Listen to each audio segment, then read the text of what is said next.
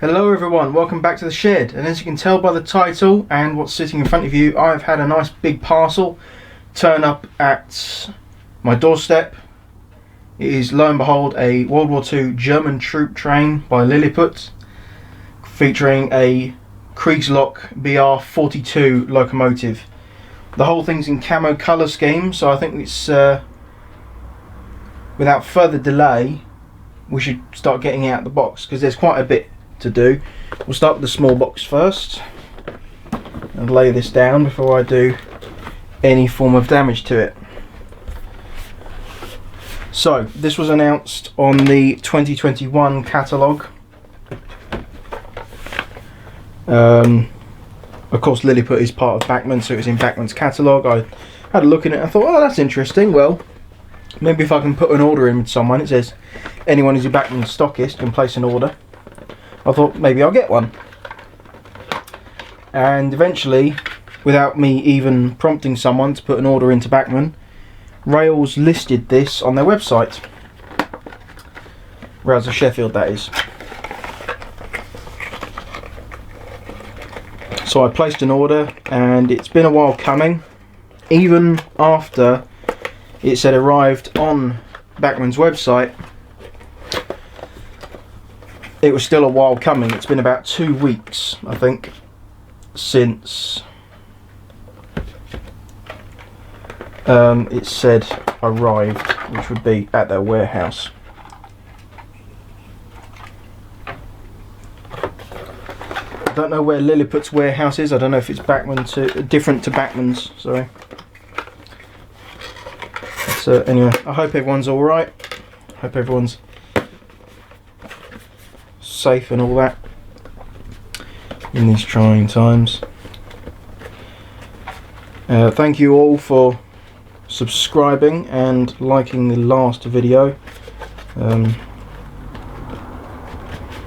It's great to have feedback sometimes. It's obvious that my content's not going to appeal to everyone, but if there's any advice in the future, do let me know down in the comments.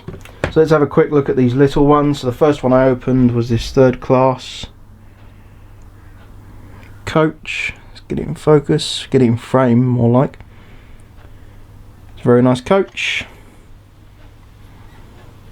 I like the addition of the just block that so I can actually see it. There you go. I like the addition of the single dropped window. That's quite nice. And the, I'm guessing his second class, is different. It's got like double windows. These two sets of windows dropped as well on this side. It's very nicely done. The livery looks fantastic as well. It's not just one matte flat colour. You can tell there's sort of a different sheen to all the different paints. Good. It's horribly bright outside today. There you go. You can sort of see it there. Yeah, it's horribly bright outside today because I think it's maybe 2 days more and we're going to go into a massive heat wave thanks to our sponsors at BP and Shell and all the other people who get away with murder dumping oil into the oceans and such alike. And then they invent stuff like carbon footprint to shove it onto people like us, and we get the blame. No, tax the rich, sort out the environment. Honestly lads, it's not that fucking hard. Pardon my French. Now, this is a massive box. I don't think I was expecting it to be quite this big. Whew, there we go. Right, that's the whole sleeve off. I have to plonk that down there for now, and then see how we go about opening this up. So this has a hole encasing over it, which is, oh, there we go, now it's budging. Okay, so that's another whole sheet of plastic. And then the coaches are just there. The loco's in its own ice cube packaging, which is good for protection. Nice. Lots of extra detail packs over here. Wow, the exposure has gone horribly wrong. Look at that. Maybe if I turn it this way a little bit, look down. It's a little better. Oh, and I've dropped instruction manuals on the floor. So we've got a list of spare parts. It's important to look at the instructions.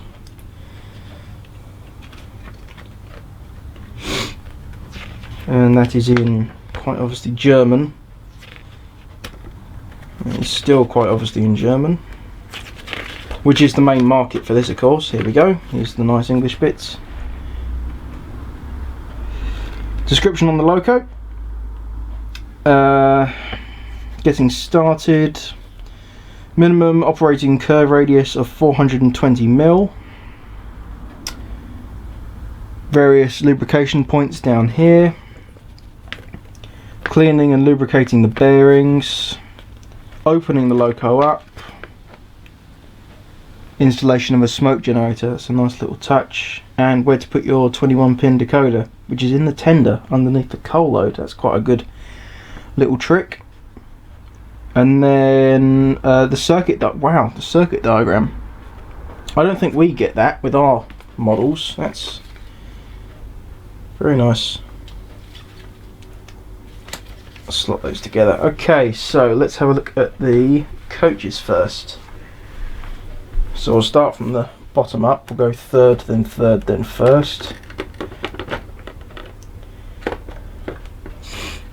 There we are. Bring it up nice and close. Block out the sunlight with my hand and get it in focus. And as you can see there, we've got a nice DR and the eagle with the swastika. I'm not monetizing this, of course. I don't do YouTube for money, but if I said that, I'd probably get demonetized. Oh well, let's find out. The whole detailing of the coach is very nice. It's very obviously continental stock. Reminds me of the Nene Valley, to be honest.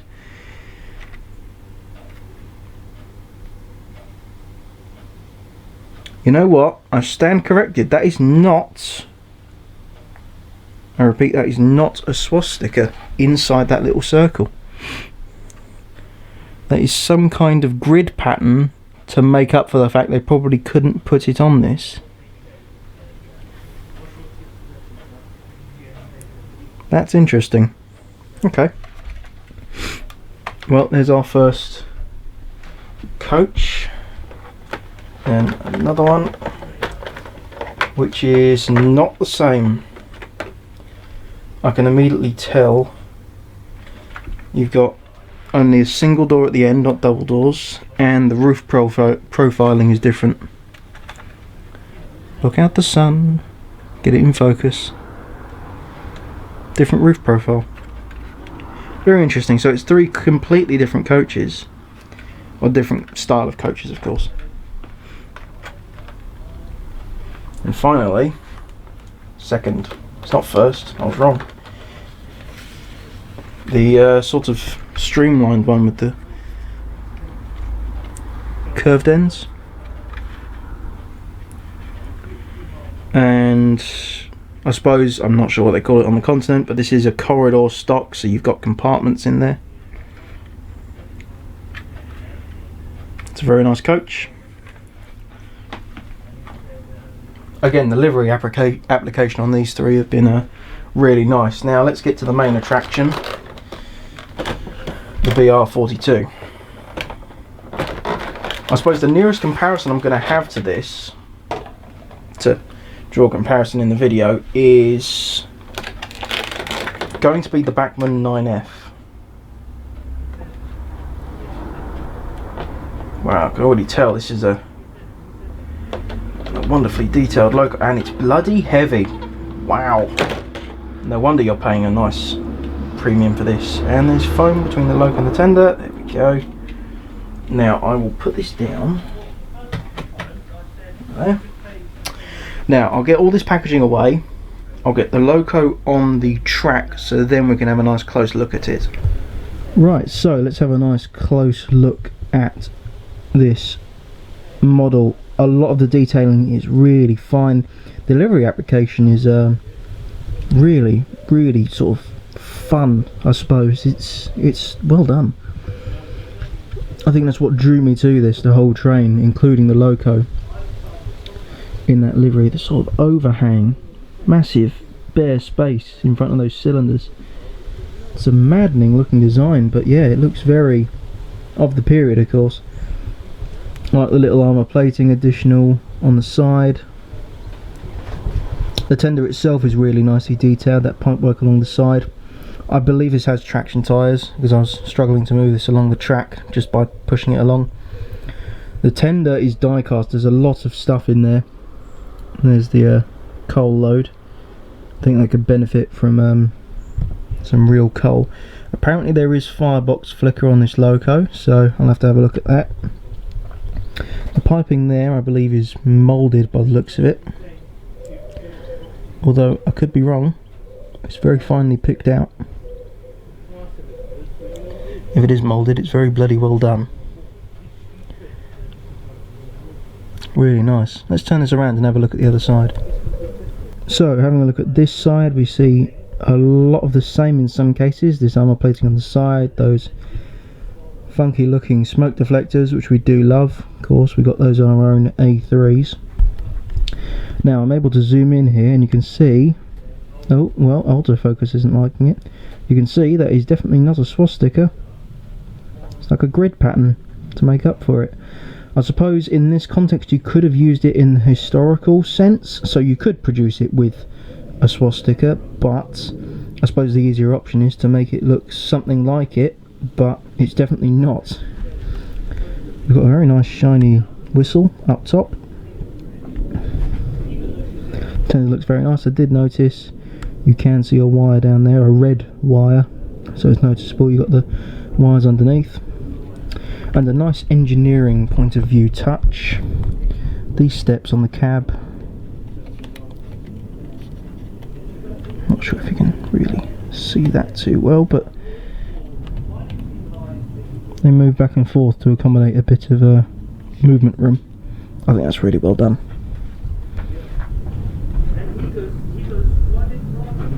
See in the cab?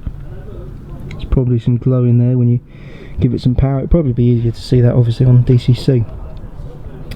Well, let's get this on a rolling road and see, well, how well it works. So, as you can quite blatantly see, it's not on a rolling road. That is because I realised why the tender is so damn heavy. It's a tender drive loco. That's why the tender wheels have traction tyres on them. The actual running gear of the loco itself is free running. So let's get this out on the main loop. I'll talk you through what it's like going over X amount of point work and how it copes just going around these nice generous curves we have, and then we'll just get some normal running footage in. So let's give it some power.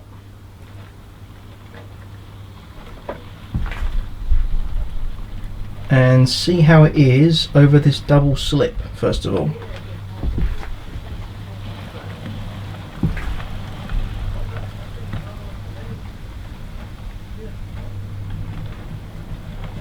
Can't see any issues there. And a curved point as well. I know we all must have at least one of these on our layouts. Yeah, looks okay. So let's see how the loco handles express points. I've got one from the inside loop to the outside and one from the outside to the inside. So let's see how it does it on sort of a normal speed. Looks to do it pretty well. How about the coaches? Yep, even those non-bogey ones, quite like them. I've got to say, this is a really nice, quiet, smooth running model straight out the box. Typically Bachmann, I suppose.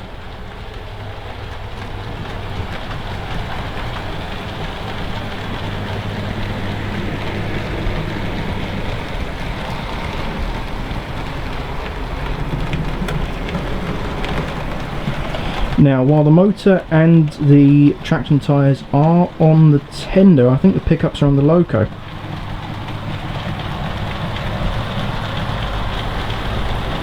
Slower speed running looks perfectly fine to me. There's no real issues with that running gear. Can we get it even slower? Zoom in a little. How slow can you go? To an absolute crawl, really. Yeah, very nice.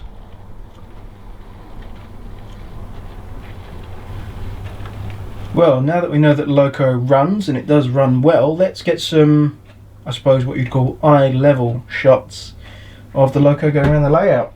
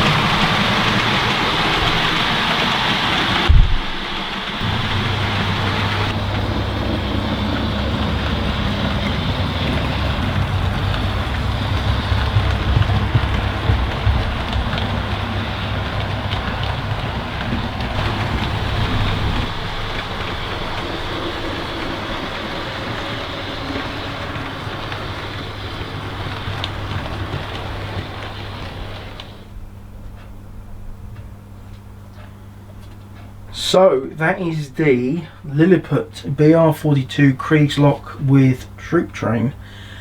The livery itself is absolutely lovely. The model's great, even though it's a tender drive. We usually shun those kind of things over here, but in this case, if it's not broken, don't fix it. It works really well. I saw no slipping from the running gear. It was quiet straight out of the box. There has been a little bit of noise, but I think some lubrication could really benefit the whole thing. I know even backmen nowadays are relatively stingy on the amount of lubricant they're putting on their models, but we have plenty of that in the shed. Would I say the pricing's about right? Well, let's take a look at it. It's £440 for the Loco and the 3 coaches. It is £70 for the 2 smaller coaches. So let's say these larger bogeyed coaches are £70 a piece. You're talking £210. You are then talking £230 for the locomotive, which is actually about right when you look at the other BR42s that have come out at the same time. There are other liveries of this. I think there's a sort of plain black version, a captured version, so it's got Allied Forces British written on it, in the classic sort of DB colours, so it's black loco, red running gear. And I think there's also a winter dazzle camouflage as well, and I think that looks quite interesting. But of course I saw this and I thought, oh yeah, perfect, that'll do, the whole train, perfect. So a whole train is about £500.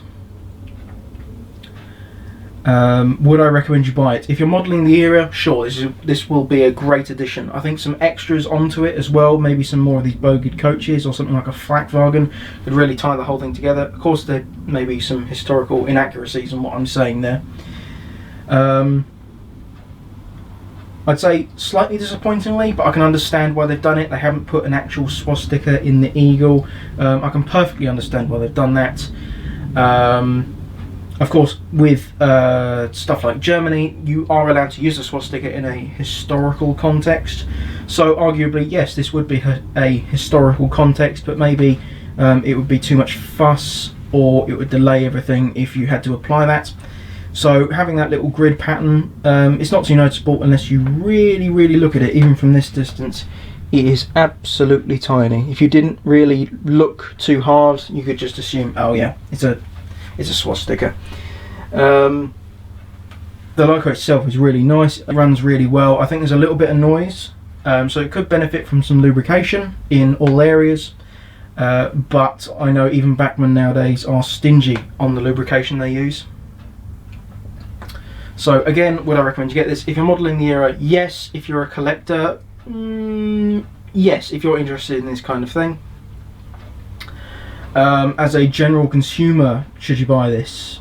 Probably not. It's very, very high priced. It's not obviously the most expensive thing out there, but it's still up there. So I'd say that pretty much summarises everything. I was looking at this whole train for a while. The 2-pack of coaches, the little single axle ones, have been out for a few weeks. They arrived first. I held off on taking them out of the box and running them before this arrived. As I said, I don't know where Liliput's warehouse was, but it was marked as arrived about 2 weeks ago, and only now, today, has Rails delivered it to me. So I'd say worth the wait for me, worth the wait for people who are genuinely interested in this type of thing. I'd say I'm a little bit of a history buff. I don't know nearly as much as others, but I do really like it. I'm sort of into my tanks and stuff like that, so of course this is a nice tie-in to that. But anyway, I hope you enjoyed the video. If you've got any questions about this model or anything, maybe about the layout, leave a comment. I'd really appreciate it if you like the video. If you know anyone who's possibly waiting for a Liliput BR42, send a link to them so they can see this video. They can actually hear what it will sound like running on their layouts, and whether they can make their minds up to actually buy one or not. So I hope you've all enjoyed the video, and until next time, goodbye.